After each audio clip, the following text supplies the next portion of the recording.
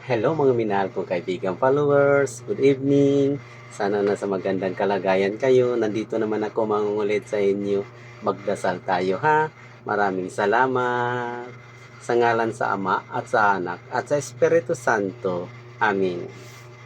Panginoon ko o Diyos ko, naniniwala at nananalig ako na narito ka at kapiling sa mga sandaling ito na nakikita mo ako at yung naririnig ang aking mga daing, mga kahilingan at mga panalangin para patin mo sanang maging mabunga ang panahong ito ng aking pagpanalangin at makikipag-ugnayan sa iyo o Jesus habang kami nasa iyong kamahal-kamahalang harapan. Ipinasiya naming limutin ang lahat ng gawain ng mga alalahanin.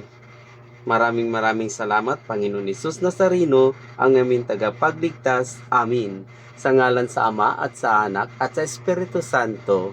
Amin. Babay mga minahal kong kaibigan followers. Good night. Salamat.